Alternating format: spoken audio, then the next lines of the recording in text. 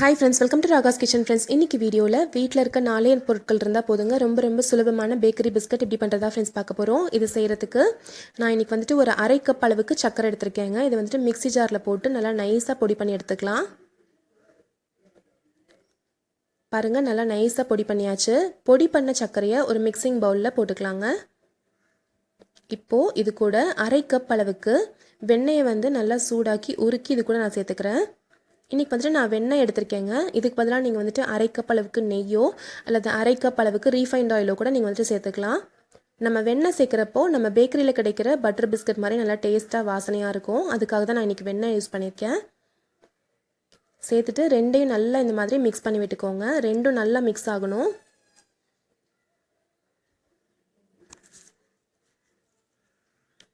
ஓரளவுக்கு லைட்டா ஒரு க்ரீமி மாதிரி டெக்ஸ்சர் வரணுங்க. அது வரைக்கும் நல்லா இந்த மாதிரி மிக்ஸ் பண்ணி விட்டுக்கோங்க. இப்போ பாருங்க நம்ம நல்லா மிக்ஸ் பண்ணி விட்டாச்சு. இப்போ ஒரு சல்லடை எடுத்துக்கலாங்க. இதுல 1 கப் அளவுக்கு கோதுமை மாவு போட்டுக்கலாம்.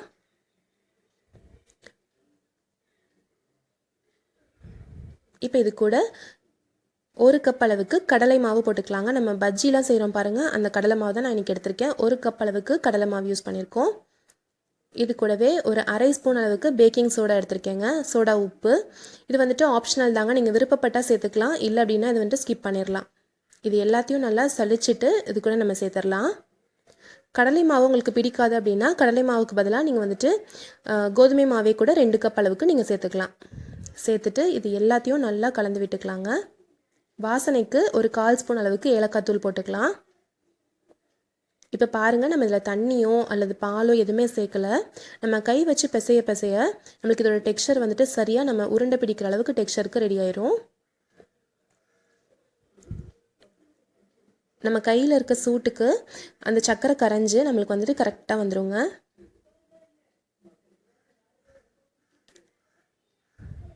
பார்க்குறப்ப பொடி பொடியாக இருக்க மாதிரி தாங்க இருக்கும். நீங்கள் பொடியாக இருக்குது அப்படின்றதுக்காக இதில் பாலோ தண்ணியோ சேர்த்துட வேண்டாம். நீங்கள் கை வச்சு ஒரு 2லேருந்து 3 நிமிஷம் கரெக்டாக வந்துட்டு இந்த மாதிரி மிக்ஸ் பண்ணிக்கிட்டே வந்தீங்கன்னா நம்மளுக்கு கொஞ்சம் கொஞ்சமாக டெக்ஸ்சர் மாறிட்டே வரும். பாருங்கள் இப்போ ஃபஸ்ட்டு இருந்ததை விட இப்போ ஓரளவுக்கு நம்மளுக்கு கொஞ்சம் டெக்ஸ்சர் வந்து மாறி வந்திருக்கு. இப்போ பாருங்கள் நான் இன்னும் 1 நிமிஷம் பிசைய இந்த மாதிரி இப்போ வந்திருக்கு. இன்னும் கொஞ்சம் பிசைஞ்சா போதுங்க. நம்ம கரெக்டாக கிராக்ஸ் இல்லாமல் நம்மளுக்கு பிஸ்கட்ஸ் ரெடி ஆகிற அளவுக்கு நம்மளுக்கு கரெக்டாக பதத்துக்கு வந்துடும். பிஸ்கட் செய்கிற அளவுக்கு.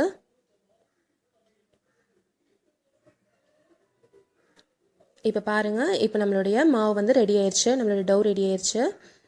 கரெக்டாக இருக்குங்க. இந்த ஸ்டேஜில் இருந்தால் கரெக்டாக இருக்கும்.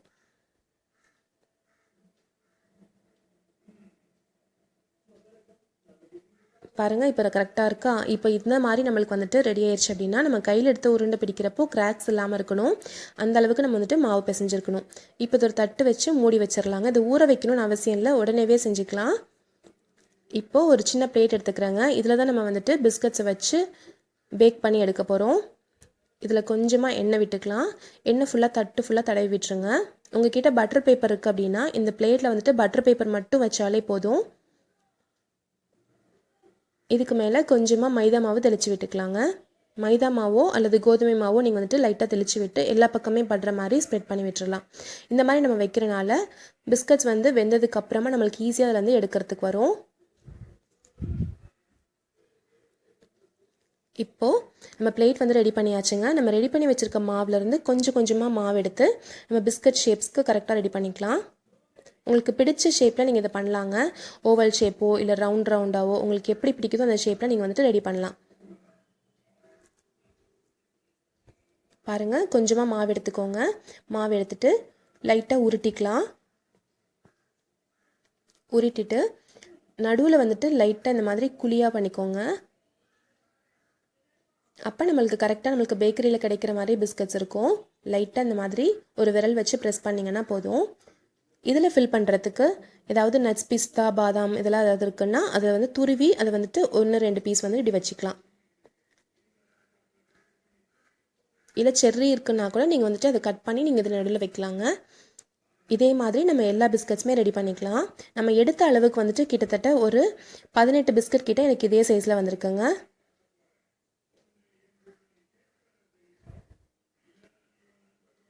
பாருங்கள், இதே மாதிரி உருட்டி லைட்டாக தட்டி விட்டுட்டு நடுவில் வந்துட்டு நட்ஸ் வச்சு நம்ம கார்னிஷ் பண்ணிக்கலாம். இப்போ நான் ஒரு பிளேட்டில் வந்துட்டு கரெக்டாக ஒரு 6 பீஸ் மட்டும் வைக்கிறேங்க. இந்த மாதிரி நடுவில் ஒன்று சுற்றி இந்த மாதிரி ஒரு 5 வச்சுருக்கேன். நம்மளுக்கு கொஞ்சம் பேக் ஆகிறப்போ இது கொஞ்சம் வந்துட்டு பெருசாகும் சைஸு. இப்போ நம்ம இதை பேக் பண்ணுறதுக்கு ஓவன் இல்லாதவங்க இந்த மாதிரி வந்துட்டு நம்ம இந்த கடாயில் தாங்க வைக்க போகிறோம். கடாயோ அல்லது குக்கரோ வந்து நீங்கள் ஸ்டவ்வில் வச்சுக்கலாம். வச்சுட்டு மீடியம் ஃப்ளேமில் வச்சுட்டு இதை வந்துட்டு இப்போ மூடி வச்சிடலாங்க. உள்பக்கம் ஃபுல்லாக சூடாகணும், அதுக்காக இப்படி வச்சுருக்கோம். இது ஒரு 5 மினிட்ஸ் மீடியம் ஃப்ளேமில் உள்பக்கம் ஃபுல்லாக சூடாகட்டும். இப்போ பாருங்கள், சூடாயிருச்சு.